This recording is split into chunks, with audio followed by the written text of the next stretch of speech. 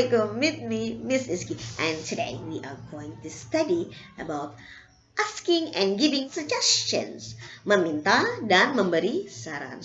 So what's the meaning of suggestion here? Suggestions, based on the dictionary, means an idea or a plan put forward for consideration. Jadi sebuah ide atau rencana yang diajukan sebagai pertimbangan. So berarti this is very important.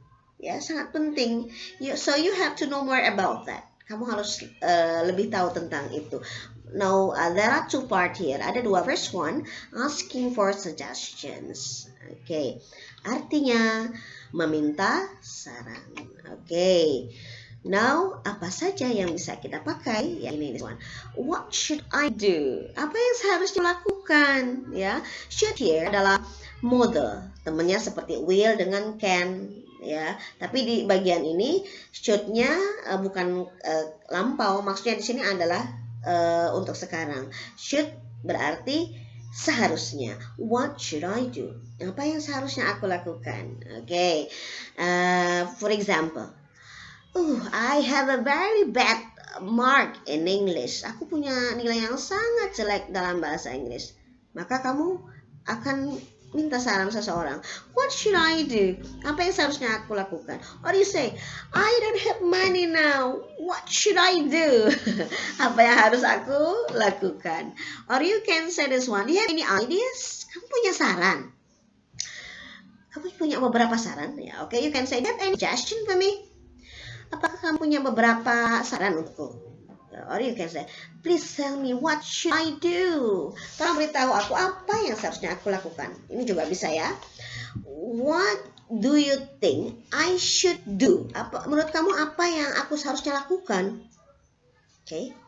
Banyak cara ternyata ya untuk mengatakan ini. Okay. Can you tell me what I should do? Dapatkah kamu memberitahu aku apa yang aku seharusnya lakukan? Okay. Now this one, will you give me any suggestion please? Ya, sudahkah kamu berikan aku beberapa saran? Please, tolong. Atau please-nya silakan ya, letakkan di depan boleh. Can you give me a suggestion about my English lesson? Nah, kalau kamu ada masalah dengan belajar bahasa Inggris, mungkin kamu bisa menggunakan ungkapan ini. Dapatkah kamu memberikan aku beberapa saran tentang pelajaran bahasa Inggris? Or you got a problem with your car, punya masalah dengan mobil, can you give me any suggestion about my car? Jadi titik-titik ini diisi dengan apa sih yang ingin kamu tanyakan kepada teman kamu. Can you give me any suggestion about my homework? Ya, tentang PR-ku ya. Okay, now we go to what do you recommend? Apa yang kamu rekomendasikan? What do you recommend for me about this lesson? What do you recommend for me to solve this problem? Silakan diisi di sini dengan kalimat yang sesuai. Okay, you can say what do you suggest? Oh, why ada kata suggest di sini ya? Kenapa tidak suggestions ya? Okay, now Ibu akan jelaskan. So suggest here artinya dia adalah menyarankan. Suggest di sini dia adalah kata kerja. Jadi, Miss Iski suggest me to study English. Ya, Miss Iski menyarankan aku untuk belajar bahasa Inggris. Menyarankan, suggest. Okay. And also we got the word suggestion here. Saran. Do you have any suggestion? Dari kata itu kita tahu bahwa suggestion adalah saran. Okay. Ingat baik-baik pada bagian ini. Now let's continue ya. Would you mind giving me your suggestion? Apakah kamu keberatan memberikan aku saran? Okay. So ini sangat formal banget ya. Apakah kamu keberatan ya memberikan aku saran? Ini bisa kamu pakai. Or you can say the simple one. Any ideas? I like to use this one. Any ideas? I have no money. Any ideas? I feel so hungry now. Any ideas? Ya, aku sangat lapar sekarang. Ada ide nih ya. Any ideas? Any suggestions? Ini sangat singkat, tetapi juga boleh dipakai.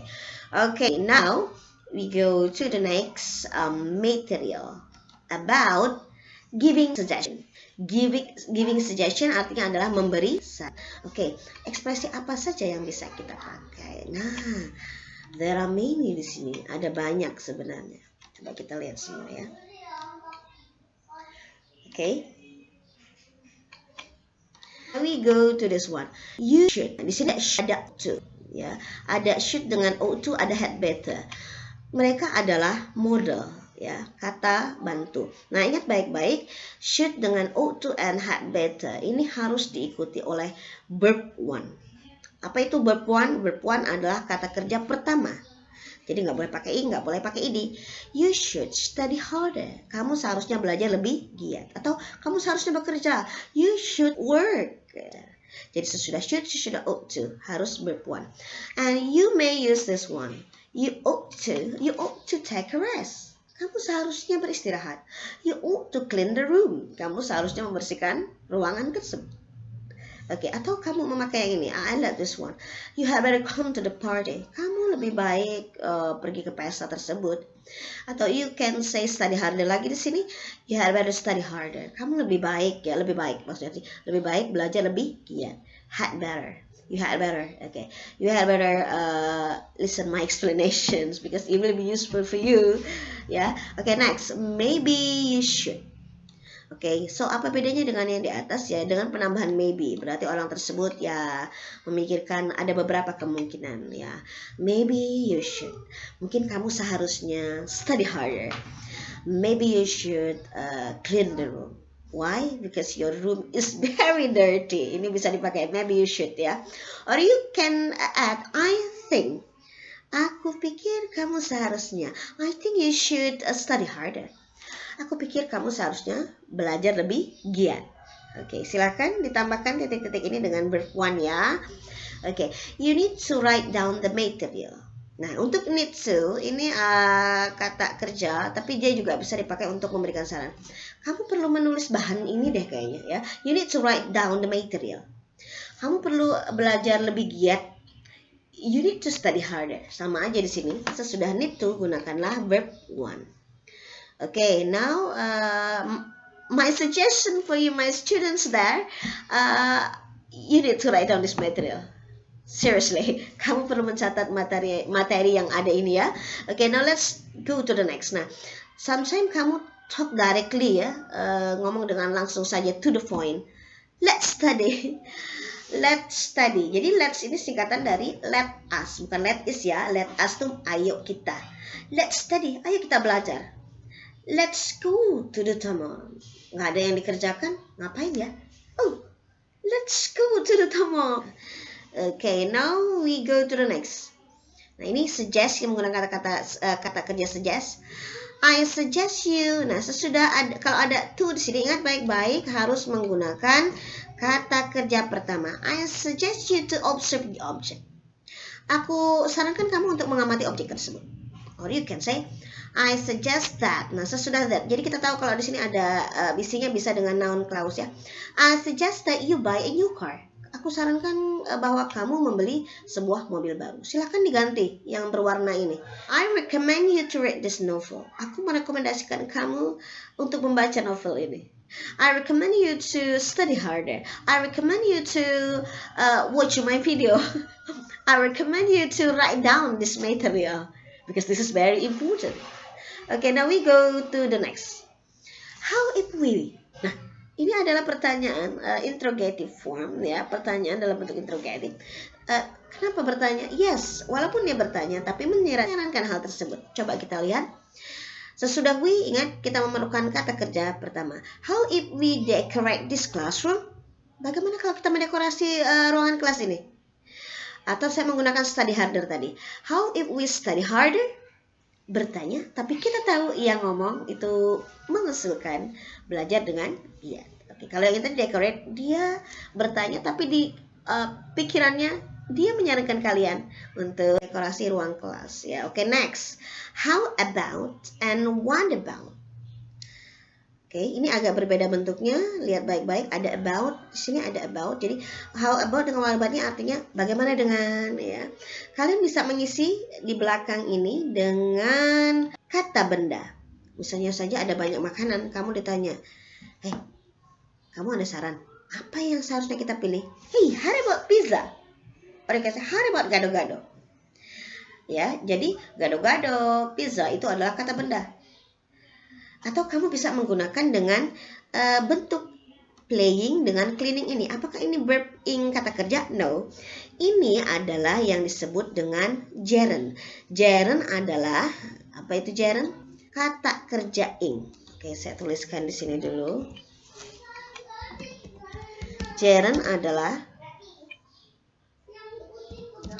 kata kerja ing yang dijadikan kata benda atau noun. Tahu dari mana? Biasanya dia diletakkan di bagian subjek atau di bagian objek. Ya, jadi ingat baik-baik, tidak semua yang verb ing itu adalah untuk present continuous saja. Misalnya I am studying, aku sedang belajar. No, yang ini berbeda. Yang ini sama seperti kamu bilang I like cooking. Oke, lihat baik-baik. Aku suka memasak. I subject, like kata kerja. Cooking adalah objek di sini. Teman-teman coba lihat posisinya. Like itu kan kata kerja, maka dia memerlukan objek. Maka cooking di sini dia adalah objek. Bentuknya dia kata benda. Oke, kata benda yang dia mengatakan suatu kegiatan memasak. Aku suka memasak. Kalau kamu bilang I am cooking, aku sedang memasak. Ya, kalau yang ini beda, ini I like cooking, aku suka memasak. Nggak perlu bilang sedang memasak, karena itu kalau sedang memasak itu adalah present continuous. Oke, so I like cooking. Atau you can say cooking is my hobby. Cooking di sana sebagai di awal dia sebagai subjek, berarti dia adalah gerund. Oke, kata benda ya. Oke, now let's continue our material. Nah ini tadi ya, remember how about and what about. Walaupun dia bertanya, tapi tahu pasti orang yang ngomong itu menyiratkan apa yang diucapkan tadi, ada saran di dalamnya ya. How about playing football? Bagaimana dengan bermain sepak bola? Bagaimana dengan cleaning the room, membersihkan ruangan? Okay, I think this is very simple ya. Write down this material so it will be easier for you to practice at home. So enough for today, and wassalamualaikum warahmatullahi wabarakatuh.